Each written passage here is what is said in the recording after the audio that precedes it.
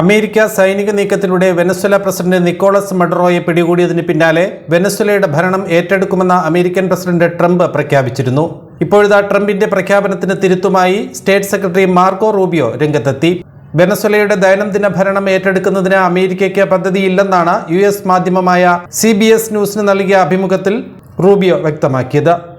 വെനസ്വേലയിലെ എണ്ണ വിൽപ്പനയിൽ സമ്മർദ്ദം ചെലുത്തി മയക്കുമരുന്ന് കടത്ത് ഉൾപ്പെടെയുള്ള കാര്യങ്ങളിൽ മാറ്റം കൊണ്ടുവരികയാണ് അമേരിക്ക ഉദ്ദേശിക്കുന്നതെന്ന് റൂബിയോ പറഞ്ഞു. യോഗ്യനായ ഒരു നേതാവിനെ തിരഞ്ഞെടുക്കുന്നതുവരെ വെനസ്വേലയുടെ ഭരണം ഏറ്റെടുക്കുമെന്ന തരത്തിലായിരുന്നു പത്രസമ്മേളനത്തിൽ ട്രംപിന്റെ പ്രസ്താവനകൾ. അമേരിക്കൻ വ്യോമാക്രമണങ്ങൾക്കും നാടകീയമായ അറസ്റ്റിനും പിന്നാലെ മഡുറോയും ഭാര്യയും ന്യൂയോർക്കിലേക്ക് എത്തിച്ചിരുന്നു. DEA ആസ്ഥാനത്ത് കൈകളിൽ വിലങ്ങുവെച്ച് സൈനികരുടെ അകമ്പടിയോടെ നടന്നുപോകുന്ന മഡുറോയുടെ വീഡിയോയും അമേരിക്ക പുറത്തുവിട്ടു. മയക്കുമരുന്ന് കടത്ത്, നിയമവിരുദ്ധമായ ആയുധങ്ങൾ കൈവശം വയ്ക്കൽ തുടങ്ങിയ ഗുരുതരമായ കുറ്റങ്ങളാണ് മഡുറോയ്ക്ക് മേൽ ചുമത്തിയിരിക്കുന്നത്. അമേരിക്കൻ ജനതയെ നശിപ്പിക്കാനായി ടൺ കണക്കിന് കൊക്കൈൻ കടത്തുന്നതിന് ഭരണകൂടത്തിന്റെ സ്വാധീനം ഉപയോഗിച്ചു എന്നതാണ് അമേരിക്ക ഉന്നയിക്കുന്ന പ്രധാന ആരോപണം.